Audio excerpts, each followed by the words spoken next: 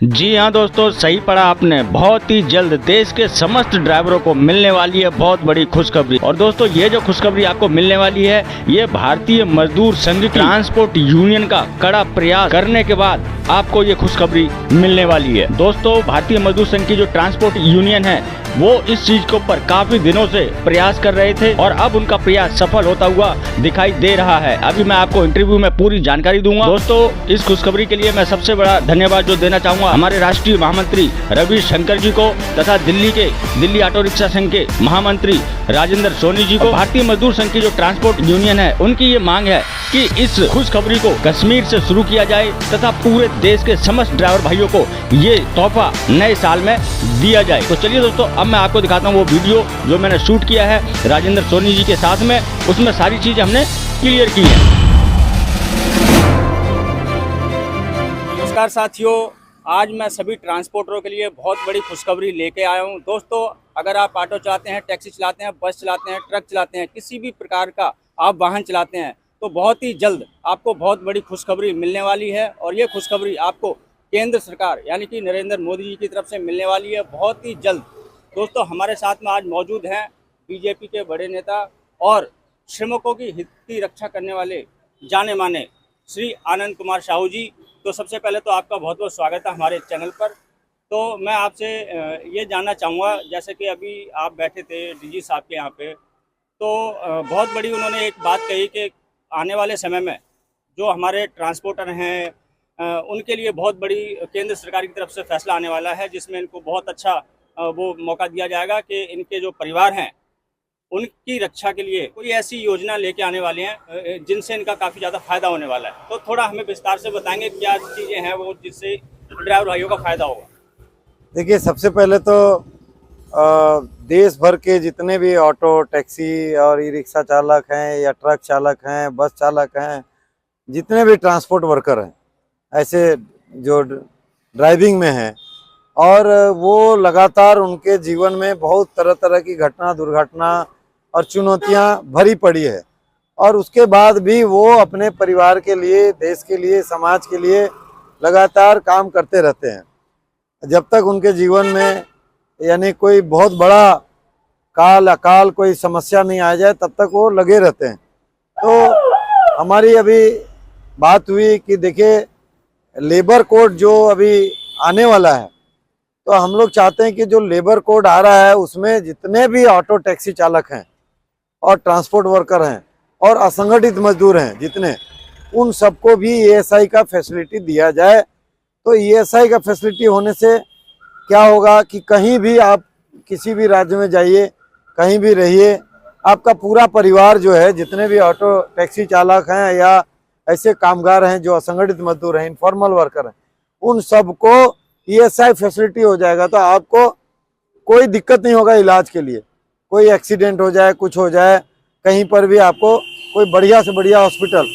और आने वाला समय में केंद्र सरकार लगभग 106 से 10 हॉस्पिटल और नए बना रहे हैं ईएसआई के, और बड़े बड़े एम्स के स्तर पर हॉस्पिटल ऑलरेडी हैं ईएसआई के। तो मेरा ये कहना था कि अपने जो ईएसआईसी के जो डीजी हैं, डीजी साहब से मैंने कहा कि देखिए, हमारा अगर मजदूरों का सामाजिक सुरक्षा को निश्चित कर लिया जाए, विशेष करके उनके परिवार का सुरक्षा हो जाए बीमारियों से, कई दुर्घटना से, कई कुछ और से, तो फिर हम कई लाख जो परिवार है उसको उजड़ने से बचा सकते हैं और करोड़ों में जाएगा ये।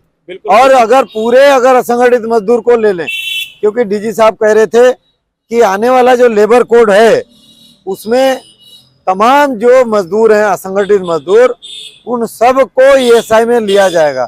तो हमारा तो ये आग्रह रहा है कि अगर आप लेंगे तो उनसे महीना या सालाना जो भी है, कम से कम उनसे शुल्क लिया जाए।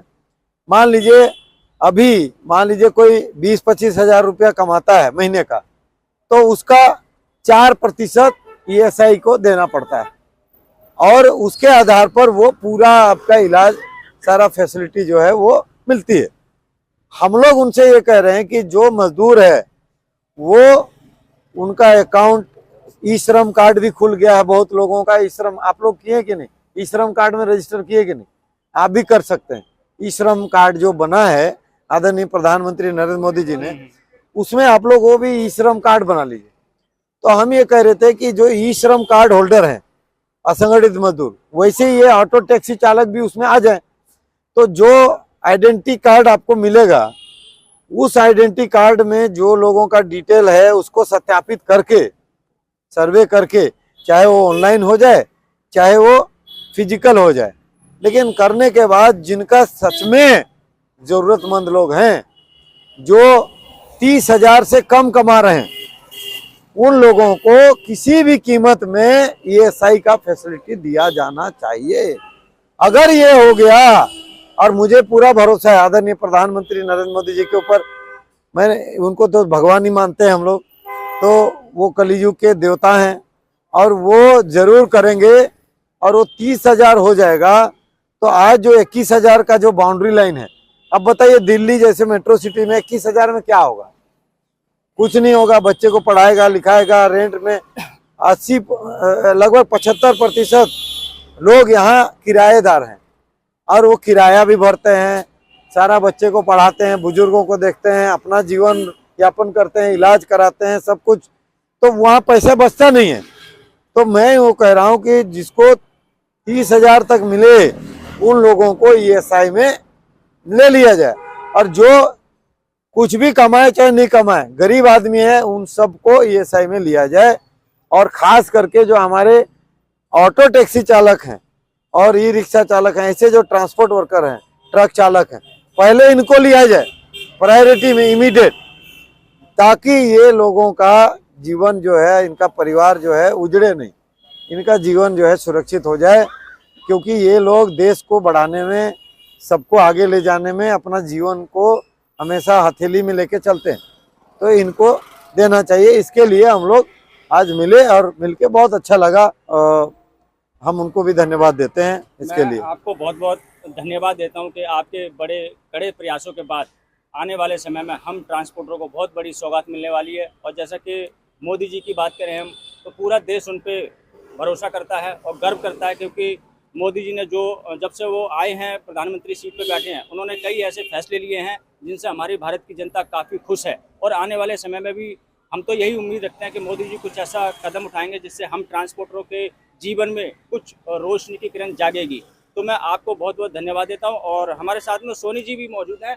सोनी जी, ये बताइए, अभी जो आने वाले समय में, जैसे भाई साहब ने बताया, लेबर कोड का एक ऐसा नियम पॉलिसी आने वाली है जिसमें जितने भी असंगठित क्षेत्र के मजदूर हैं, जिनका कोई मालिक नहीं होता, उनके लिए मोदी सरकार ने सोचा है कि बहुत जल्द उनके लिए भी हम ऐसी पॉलिसी लेके आएंगे, उनको ESI कार्ड से जोड़ेंगे ताकि उनकी जो फैमिली है वो सुरक्षित रहे। आपने कई बार इसके ऊपर कदम उठाए और आपने भी काफ़ी प्रयास किए, और तो पहले भी एक बार आपने ये करवाया था, उसमें कुछ हो गया था। क्या इस बार ये इनको ESI कार्ड मिल जाएगा? देखो, मैं एक बात बताता हूँ, जो केंद्र की मोदी जी की सरकार है, आज़ादी के बाद पूरे देश भर के अंदर, चाहे वो ऑटो चलाते हो, चाहे बस चलाते हो, चाहे टैक्सी चलाते हो, चाहे छोटी बसें चलाते हैं, कोई भी ट्रांसपोर्ट उद्योग के अंदर काम करने वाले ड्राइवर्स एवं कर्मचारी, आज़ादी के बाद अगर ये केंद्र सरकार इसको ला रही है, लेबर एक्ट कानून को चेंज करके, मैं ये कहूँगा पूरे देश भर के ट्रांसपोर्ट वर्कर के, ड्राइवर, इनसे बड़ा कोई काम नहीं हो सकता था। और ये मोदी सरकार जो करने जा रही है, एक ऐतिहासिक फैसला होगा पूरे देश भर के ट्रांसपोर्टरों के लिए, चाहे वो ऑटो वाले हैं, टैक्सी वाले हैं, बस वाले हैं, ड्राइवर्स हैं, कंडक्टर्स हैं, बहुत बड़ा इनको लाभ मिलेगा। ये एक सपना था हमारा, क्योंकि मैं उदाहरण देता हूँ, आज किसी के पेट में ना पथरी आ जाए ना, 35-30 हजार रुपए नहीं निकलेंगे इनकी जेब में से, क्योंकि आजकल इलाज महंगे हैं। अगर यदि ESI कार्ड मिल जाएंगे इनके पूरे देश भर के ट्रांसपोर्टरों को, तो मैं ये समझूंगा मेरे जीवन की सफल हो जाएगा काम, बहुत अच्छा काम हो जाएगा, क्योंकि इनको किसी के आगे हाथ नहीं फैलाने पड़ेंगे। और कम पैसों के अंदर, पहले जो हुआ था, दिल्ली पहला राज्य बना था और उसके बाद हैदराबाद के अंदर लागू हुआ था, दिल्ली के अंदर भी लागू होगा, कुछ पैसों का थोड़ा चक्कर पड़ गया था, वर्मा जी भी साथ थे मीटिंगों में, तो हम लोगों ने उसका ये कह दिया था भाई पैसे कम करे जाए, पूरी फैमिली लागू करी जाए इसमें, खाली मियाँ बीबी से और 2 बच्चों से बात नहीं बनेगी। और कहीं ना कहीं हमें लगता है मेरे को आजादी के बाद अगर कोई ट्रांसपोर्टरों को जोड़ रहा है वो मोदी जी की सरकार जोड़ रही है। बहुत बहुत धन्यवाद सुनील जी आपका, आप आए और आपने ये सारी चीजें हमें बताई और हमारे जो ड्राइवर भाई हैं उनको इससे अवगत कराया, इससे जागरूकता फैलेगी। और मैं क्योंकि ये जब ये ट्रांसपोर्ट का वर्करों का ESI कार्ड में इसको जम्मू कश्मीर से स्टार्टिंग करी जाए, क्योंकि एक मैसेज जाएगा जम्मू कश्मीर से लेके कन्याकुमारी तक, तो बहुत अच्छा एक हमारा वो बनेगा ट्रांसपोर्टर भाइयों के लिए, चाहे बस वाले हैं चाहे ऑटो वाले हो। शुरुआत ये जम्मू कश्मीर से हुए, बहुत अच्छा लगेगा। मैं चलिए आप लोगों का बहुत बहुत बहुत धन्यवाद आए, और मैं फिर से एक बार मोदी जी का बहुत बहुत धन्यवाद करता हूं कि उन्होंने हम ट्रांसपोर्टरों के बारे में सोचा और ऐसी योजना हमारे लिए लेके आए। तो बस दोस्तों यही थी मेरी छोटी सी जानकारी, आशा करता हूं कि आपको अच्छी लगी होगी। अगर अच्छी लगी तो लाइक कर देना, चैनल को सब्सक्राइब करना मत भूलना। दोस्तों मिलते हैं किसी और जानकारी से भरपूर वीडियो में, तब तक के लिए जय हिंद जय भारत।